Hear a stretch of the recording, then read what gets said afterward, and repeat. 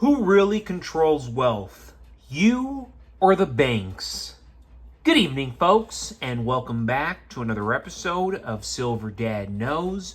Remember, always live with no edits.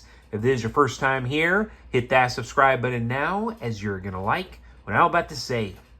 So, just to begin this evening, I am presenting to you right here, folks, one of my favorite pieces, a piece that I bought years ago, and can you believe it?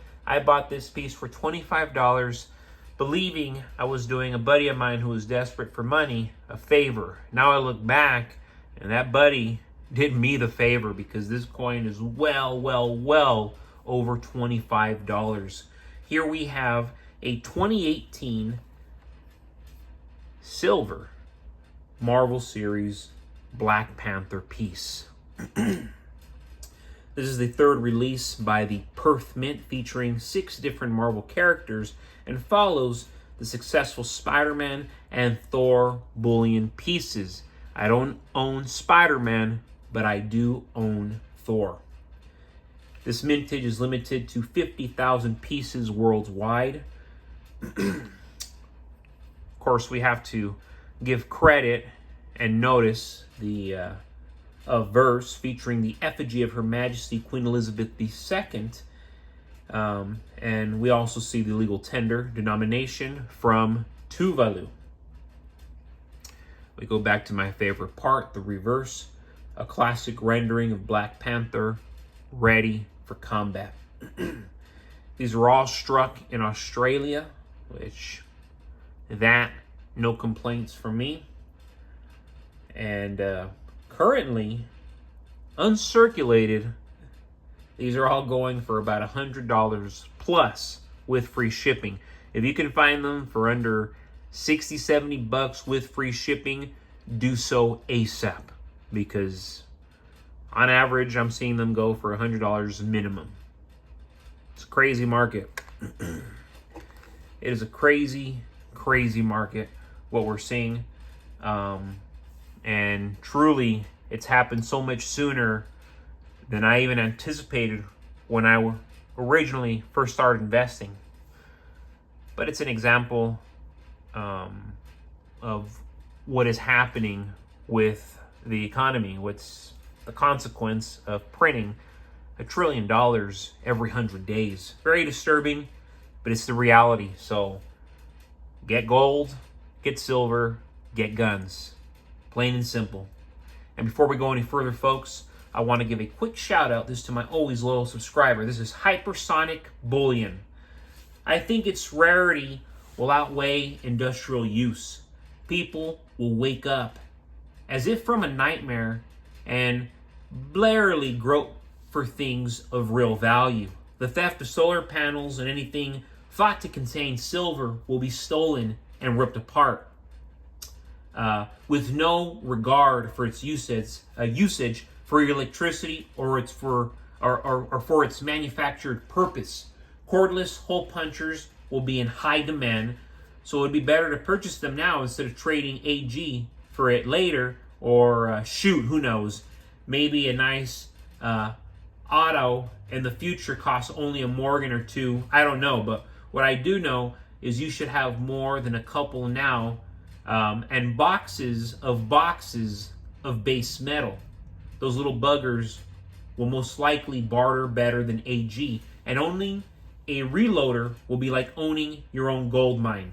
Awesome comment right there from Hypersonic Bullion. And it's so true. The reality that we're heading into. And I love it how they say it right here. Hypersonic Bullion. The theft of solar panels and anything thought to contain silver will be stolen and ripped apart with no regard for its usage for electricity or for its manufactured purpose. They're not going to care. They're just going to want the silver. It's going to get that extreme. And to many extents, it's already getting that extreme globally because people are not stupid.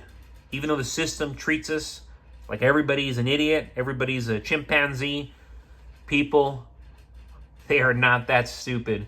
And many have already woken up. Many are continuing to wake up by the day that silver, gold, ammunition, water sources, non-perishables, physical assets. That's where you want to be, folks. That's what you want to have. In a world dominated by central banks, manipulated interest rates, and endless money printing, stacking silver represents independence. Each ounce purchased is a step away from the system of paper promises and digital illusions. It is a rebellion because it cannot be stopped or reversed by policymakers, bankers, or politicians who thrive on control. Because that's a fixed system. What you're looking at is not, and that's the difference. We have these puppet masters. They cannot puppeteer the economy of gold. They cannot puppeteer the economy of silver.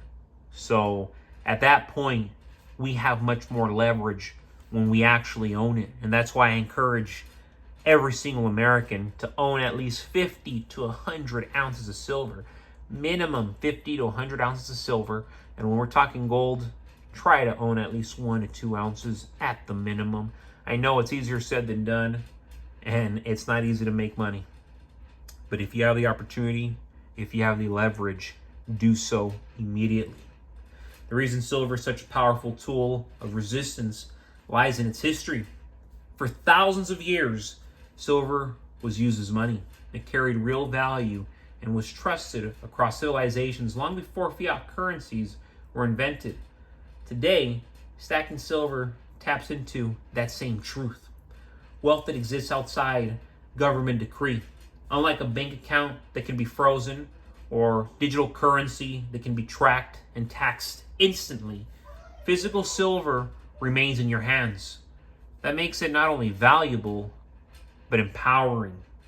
Every stacker knows the system is designed to keep people dependent.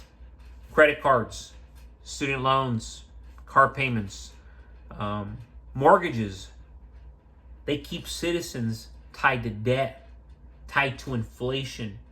And of course, inflation robs savers by devaluing the money they work hard to earn, because we are all busting our butts.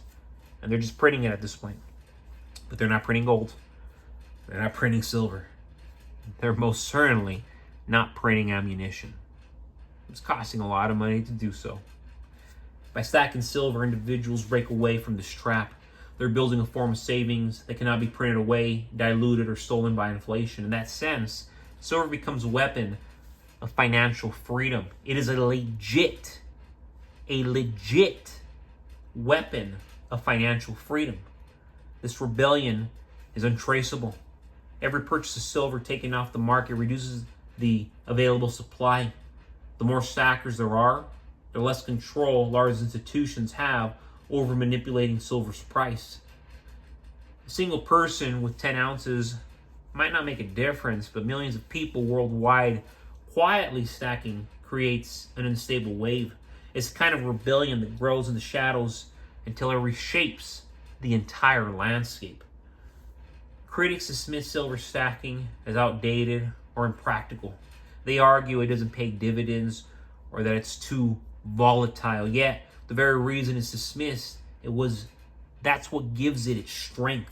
Silver doesn't rely on Wall Street's permission to have value. It doesn't need a central bank's approval to matter.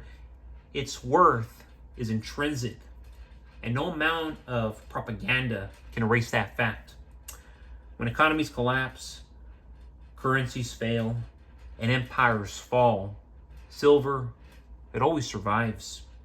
History proves it. From Rome to modern hyperinflationary nations, precious metals remain the last line of defense. Silver stacking is not about speculation. It is about survival. It's about ensuring that no matter what chaos unfolds, wealth and security last. This rebellion is not violent, but it is powerful. It is fought with coins and bars instead of bullets and bombs. Each ounce represents a choice to step outside of a rigged game and claim independence. Governments can regulate, banks can lobby, and elites can scheme, but they cannot stop people from holding real money. That is why stacking silver is the rebellion nobody can stop. It thrives in quiet homes, safe boxes, and secret vaults, fueled by everyday people who simply refuse to trust the system. It is a silent revolution building strength year after year, waiting for the moment when silver's true power shines again. But folks, as always, thank you so much for joining us for another evening, another episode of Silver Dad Knows. God bless you. God bless your household. And God bless America.